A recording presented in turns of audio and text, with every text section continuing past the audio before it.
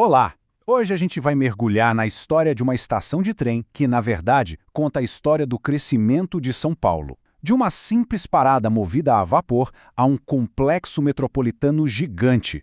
Essa é a jornada incrível da estação Guaianazes. Se a gente for hoje lá em Guaianazes, no coração do bairro, vamos ver uma cena curiosa. Duas estações, uma do ladinho da outra. Uma, a de 1982, é tipo uma relíquia, que ganhou uma vida nova como centro de serviços.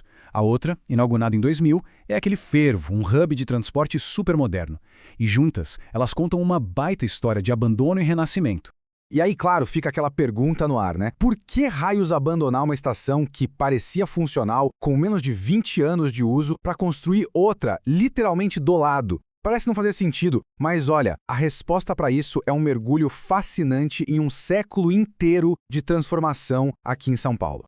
Para a gente entender essa história, a gente precisa voltar lá no começo, quando a ferrovia rasgou essa região pela primeira vez. A força motriz, café e locomotivas a vapor. E essa ferrovia, ela não só carregava mercadoria, não, ela redesenhou o mapa da cidade.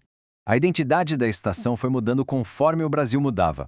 Ela nasceu como Lajeado em 1875, uma paradinha na Rota do Café. Depois, em 1930, virou Carvalho de Araújo, uma homenagem a um diretor da ferrovia. E, finalmente, em 1943, ganhou o nome Guaianazes, refletindo aquela política do Estado Novo de valorizar nomes indígenas, sabe? E o mais interessante disso tudo é que essa ferrovia, a Estrada de Ferro do Norte, não foi um projeto do governo.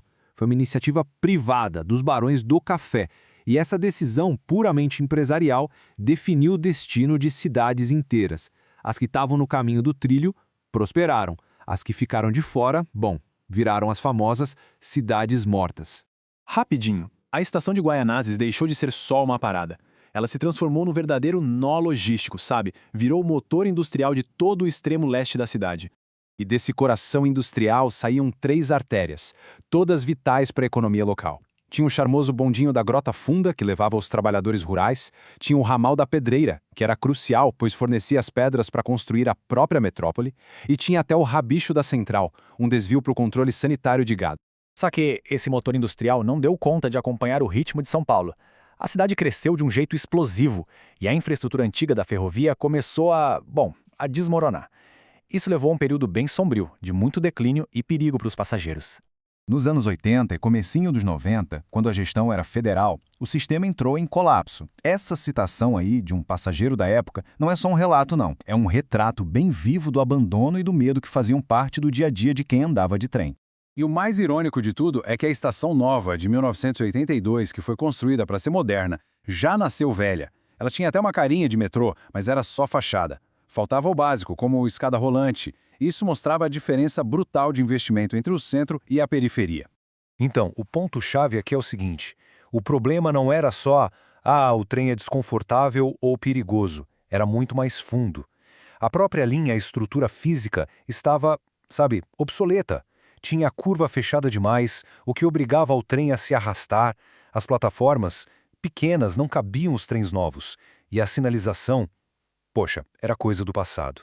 O sistema todo simplesmente não dava mais conta de uma metrópole como São Paulo.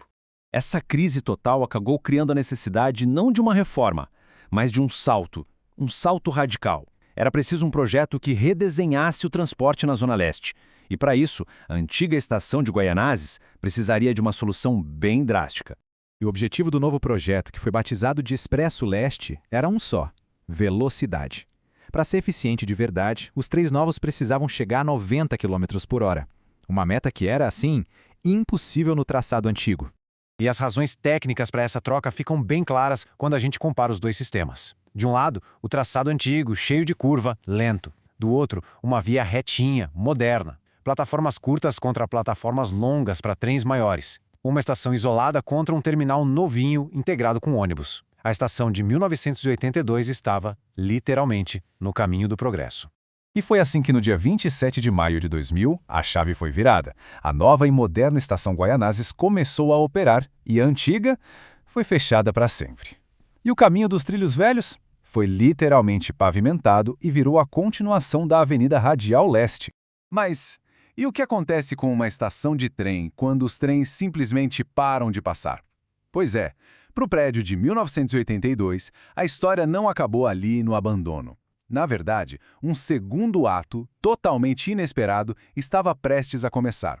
Entre 2000 e 2012, a estação antiga se transformou numa ruína. Virou um ponto de vandalismo, de insegurança, uma cicatriz de concreto que funcionava como uma barreira, dividindo o centro do bairro bem no meio. Foi aí que um projeto da prefeitura decidiu resgatar esse espaço. Em 2012, as obras começaram.